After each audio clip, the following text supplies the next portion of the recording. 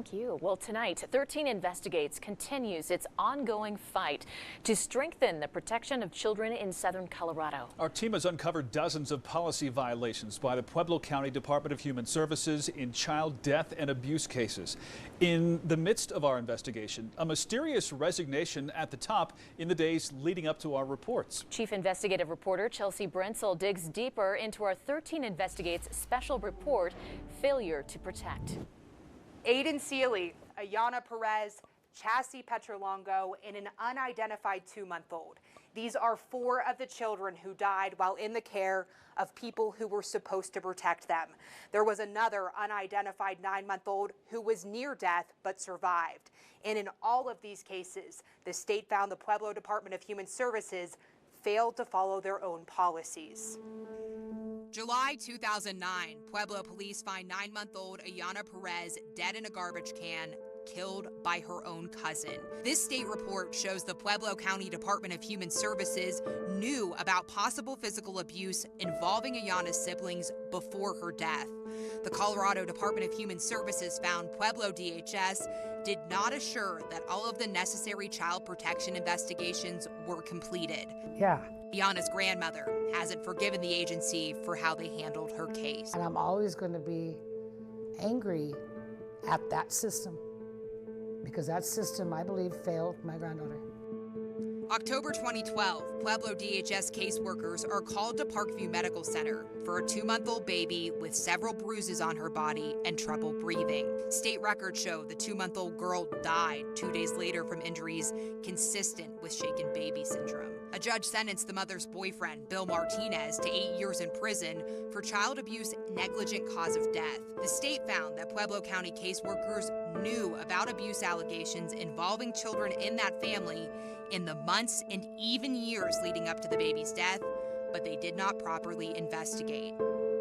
August 2014, foster child Chassie Petrolongo is rushed to the hospital. Doctors find bruises, scratches all over her body, bleeding and swelling on her brain. The 2-year-old died 6 days after being sedated and placed on a ventilator. Her foster parents, Sarah and Paul Finn, pleaded guilty to child abuse negligent death charges, but the state found 12 errors by Pueblo DHS in Chassie's case. Caseworkers never individually interviewed the foster father, a requirement and a violation of their own policies. Among the dozen policy violations by Pueblo DHS, family risk assessment paperwork used to evaluate the safety of a home before placing a child in it wasn't completed correctly. The state noted twice, accounting for the errors, the risk assessment score would have remained high. If the form was filled out correctly, it may have prevented Chassie from being placed in the Finn's care. September 2017, a 9-month-old weighing less than 8 pounds was having trouble breathing. The baby was taken to Children's Hospital Colorado and survived. But when describing the child's severe malnutrition, a hospital social worker noted it was one of the worst conditions they had ever observed in the state of Colorado. It's unclear if anyone was criminally charged in this case, but the state found Pueblo DHS didn't properly assess previous neglect or abuse allegations involving the family months and years before.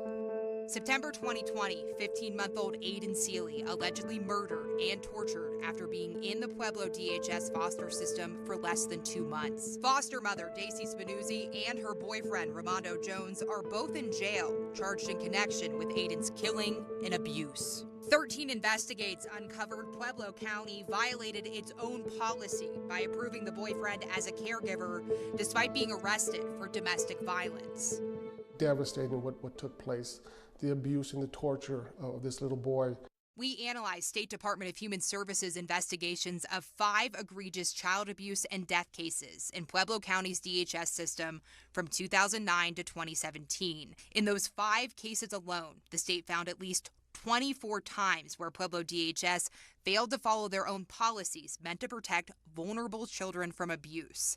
In multiple cases, state investigators noted systemic issues inside Pueblo DHS, with some of the same violations by caseworkers happening year after year, including cases where children were killed. A dozen years of repeated violations later, families who have lost children in the system can't understand how this continues to go on.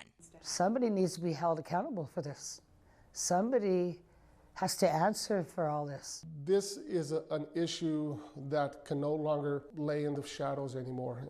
And at some point, enough's enough. Pueblo County's District Attorney Jeff Chostner says secrecy at Pueblo DHS has led to the agency failing to turn over crucial information so we can prosecute parents and caregivers who abuse children in the system. I think it's a culture that has been very self-protective, more worried about protecting staff over there from complaints rather than assisting prosecution with asserting the rights of the victims. And it causes frustration with me when you see heinous crimes against children and yet you don't have all the evidence that you would like to be able to fully prosecute the case.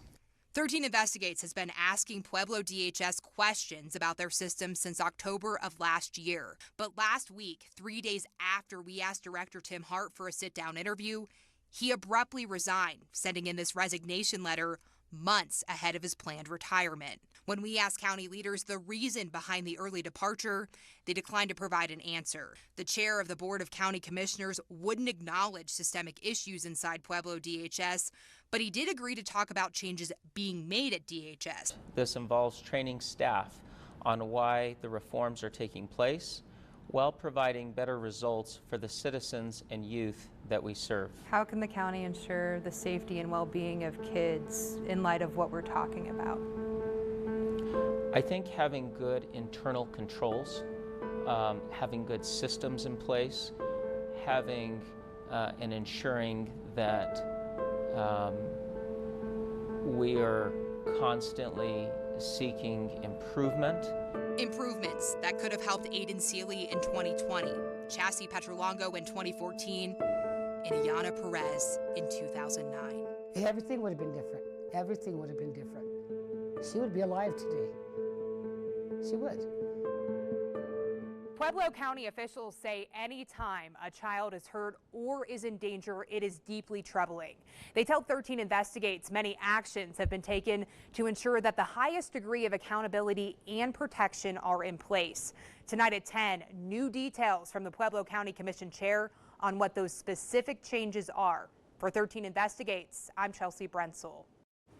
A very important story. 13 Investigates will continue following.